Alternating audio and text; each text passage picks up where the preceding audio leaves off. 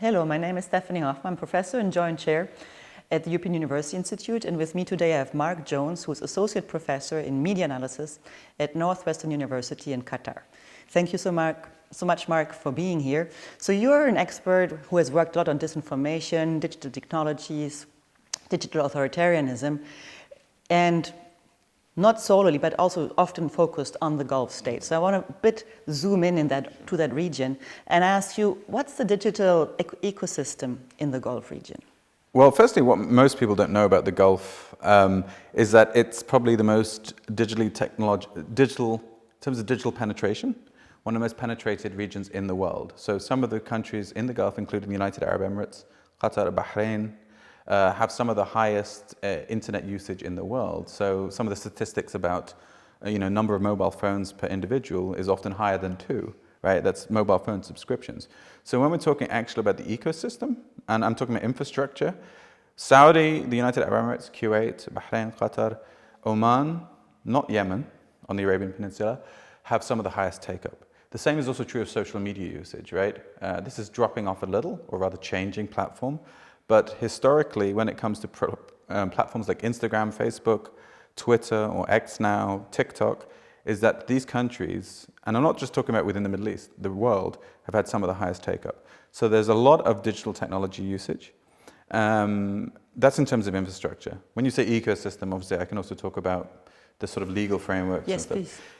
I mean, the legal frameworks is another, if we look at the political, not infrastructure, but the framework, is that generally speaking, if we look to any measure of governance, rankings, whether you're looking at the Freedom Index or rankings in terms of political openness, all Gulf states appear very low on that spectrum. In fact, Middle East countries, generally speaking, fall very low on the hierarchy of democracy, right? So they're all autocracies. So what that means is, in reality, there's very little political freedom, and there's very little necessarily freedom of speech. In some cases, this is less obvious than others, simply because of the high oil wealth in those countries, which is relevant to the ecosystem, because that high oil wealth allows for that infrastructural spending. Is the traditional argument and the rentier paradigm is that no taxation without representation. It's slightly crude, but that people's material needs are generally met. There's less space for dissent or less need for dissent. I don't necessarily buy that argument, but there's some truth in it. It's less true in places like Saudi Arabia, which have an increasingly large population and less money to go around. But I would say that then informs the laws, right? So you have autocratic states where you have small tribal families who are essentially determining the laws being made. Those tribal families have a huge incentive to maintain their monopoly on wealth, and therefore laws prohibiting dissent are common, and that finds itself well into the freedom of expression space, the digital space. But it is also important to bear in mind that the legal framework is not necessarily relevant, and the reason I say that is because if you have an arbitrary legal system, the ability to arbitrarily enforce laws or interpret laws so generally to be punitive, the law itself isn't relevant, right? So if someone, for example, engages in dissent online, you might not have a specific law that prohibits that, but you can say, oh, this person breached an anti-terror law by bringing the country into disrepute. It's very vague. There's a legal saying, no crime without specific law, for the very reason that if you don't have specific laws, then you can criminalize many things, right? And so if I was talking about the ecosystem, I would say heavily digital penetration in a space where criticism of governments is not necessarily encouraged. The state has the ability to also crack down on that, and also to detect when dissent happens, right? So there is the ability to trace, for example, using various techniques, the sources of people's dissent. And this changes over time, and I don't necessarily have to go into too much.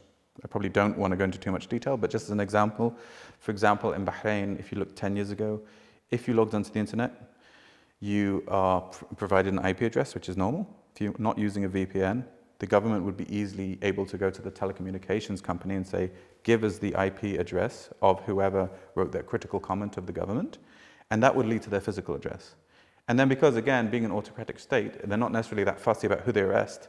So they might not know who was in the house who sent a particular political message, but they could arrest everyone in the house, right? So you have a level of collective punishment when it comes to those things, right? So that is the ecosystem, I would say, around the notion of freedom of speech, digital infrastructure, and sort of the broad political things. Obviously, it's kind of an overview, but I'm sure we can talk a little more about the details in your... Super interesting. And if you don't mind, actually, I would like to follow up right away on this. And maybe have you speculated a little bit about how do you think actors could actually support human rights and fundamental freedoms in the region? So, like, knowing this ecosystem, how actually provide for more... You mean external actors? Internal and external actors. Well, I think there's different processes at play here. There's higher level processes that might involve encouraging states on a political level and international relation level to conform with certain, processes, whether it's the ICCPR or other forms of fundamental rights. These are like the formal strategies that one could argue.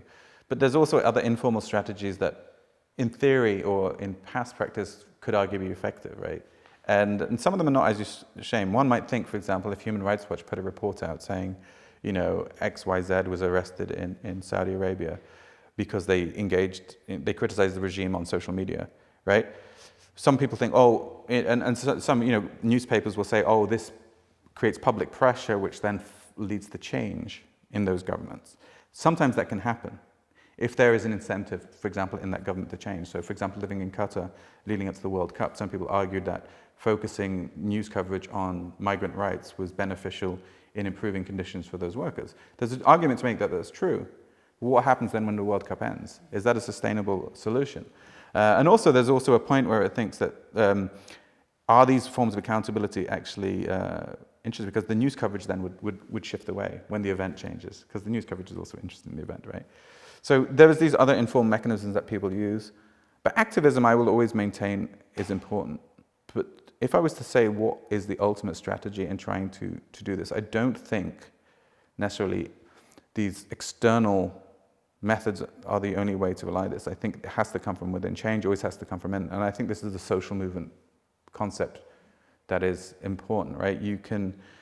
People from a particular place, need to be the ones driving change. And sometimes they can't do that because of these restrictive laws and regulations that exist in place.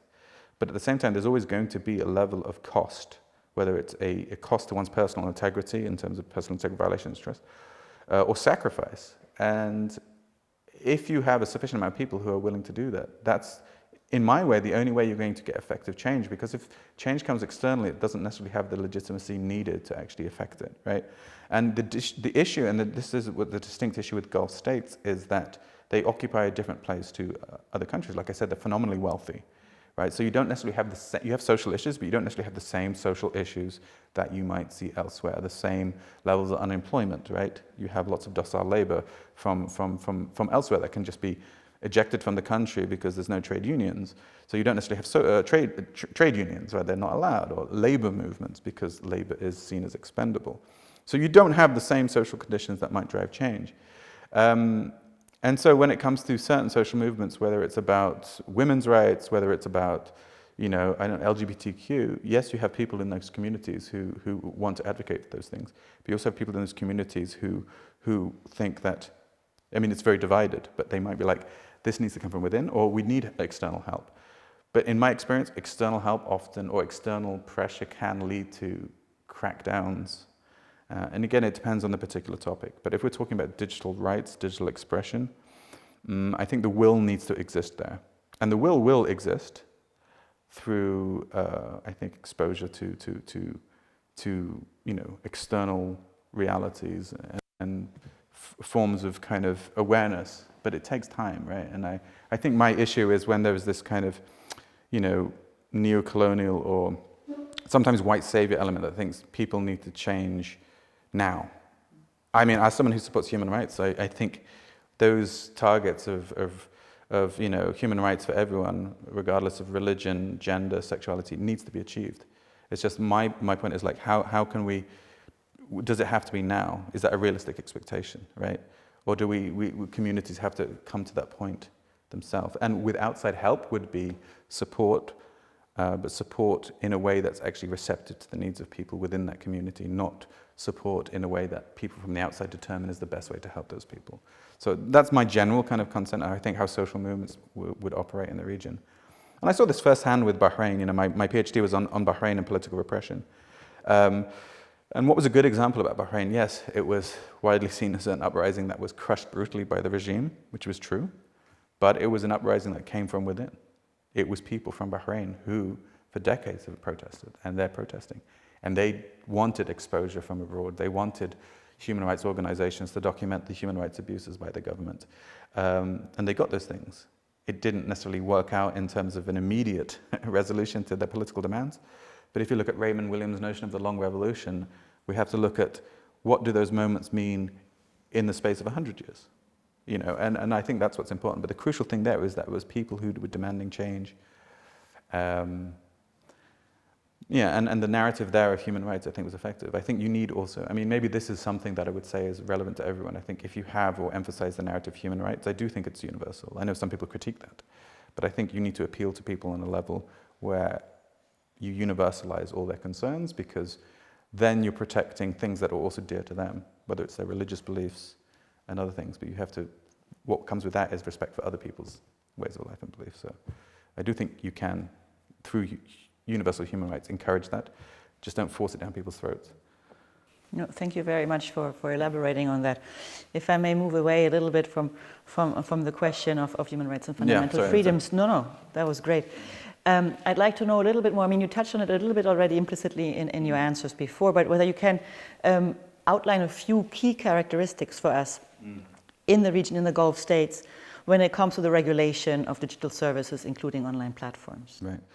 So I would, first I want to make the point about the digital. I would argue that I sort of conceptualize this notion of digital power, right? And then I would argue there's also digital superpowers. But digital power is the ability of a state to exert influence using digital technology in various ways. And I would argue a digital superpower is a state that's able to exert influence on a domestic, regional, and international level. And I would, in the context of the Gulf, I would say the United Arab Emirates and Saudi Arabia fit that bill. All Gulf states are similar in some ways, but they're also different when it comes to, there's a level of nuance between those.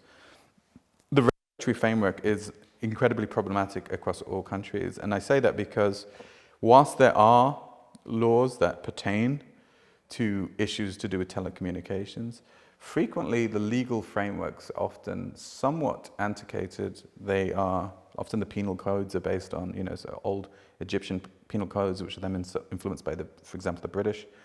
And then often when laws do come by that relate to for the digital infrastructure, they're quite broad, right? And often they're done through the prism of securitization, right? So it might be like, you know, there's a law on publications that was created in the 1960s in Bahrain and similar laws in Saudi. Those laws will then be used in cases related to expressions of digital technology. Or some countries entertain other laws of like, should we create a specific law to stop you following on a social media platform someone we deem a dissident? So we have this kind of thing where you have like incredibly vague, non-specific laws that can be then weaponized subjectively to very specific laws that say, if you follow this person on a platform, you can then be deemed to be a terrorist. So I think most Gulf states are trying to reconcile themselves with emerging like digital technologies, but some of the most relevant laws to those in terms of freedom of expression are anti-terror laws or laws that basically prohibit publication without the consent of other parties. And some of these laws are designed also to protect the state in a very trivial way. So I couldn't film you in the street and publish it online in most Gulf countries. I would be arrested as the person filming you without your consent, even if I'm filming you engaged in an act of criminality. And that's actually often done to protect you, say if you're an influential figure. If you were just, you know, I don't know, like a poor sort of, you know, worker, maybe it wouldn't be so relevant. But if you were like a member of an important family, it would be designed to protect you. So the legal frameworks, I would say, are often scant. And the reason is because they don't need to be nuanced in many cases. I can't necessarily speak about the specifics to terms with like, you know, commercial infrastructure and telecommunications infrastructure. But the issue is that whatever the laws are, most governments will have some it's the Agamben thing, the state of exception is the norm, in the sense that it doesn't matter what happens, the ruling families or the government will have the ability to override any either constitutional protections of human rights or non-constitutional protection of human rights embedded in other aspects of law for the purposes of state security. And that's, to me, the most relevant issue about the legal framework, right? Is that it's very easy just to exert an arbitrary level of law in the name of state security, right? And this is the problem, is the lack of checks and balances that basically defines the notion of how digital technology is consumed. I want to end, if you don't mind, with one very broad question. Sure. Apologies for this in advance, but I'd like to hear you talk a little bit about how we can ensure actually diversity of opinion and pluralism, and to what end? Well, on digital media, well, I think this is a broader problem, and I think ensuring diversity of opinion on social media is incredibly hard. And I think if we look at the past 10 years, we saw that with the Arab uprisings. I always call it a period of techno-naivety, because I think when a new technology comes back, people often embrace that. And that's partly encouraged by the narratives about those technologies. It's that, this is a great new technology. And in 2011, it was, this will bring freedom and democracy. And people will often use those technologies without necessarily knowing the consequences. And what we saw over the past 10 years is that people increasingly were incarcerated or were punished for expressing their political opinions online, right? So how do we encourage that diversity in a context over the past 10 years where we've seen a counter-revolutionary force suppress political expression online? It's a very good question, and I don't think there is an easy answer, partly because even if I was to mention a couple of things that would traditionally be defined as ways of doing it. Anonymous accounts will be able to express their opinion. But what does that mean now in the post-truth age, where I don't know if an anonymous account is a real person living in the Gulf or someone working for a PR company in Washington, D.C., right? We've got to the point now where it's so difficult in terms of the online space of determining who is whom and who's actually representing a real person, that is not necessarily kind of a good thing. But again, I do think there needs to be and again, when I come to the external pressure, this is why I talk about the international forum. It is important to encourage states to respect things like human rights and freedom of speech.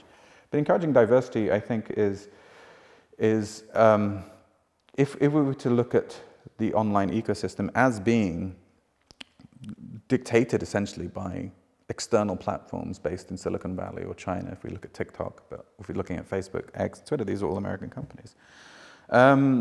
They have to create a platform in which, firstly, people want to express themselves, and this is irrespective of the political system. I think there is also a question of why the hell should people actually talk online? Who cares?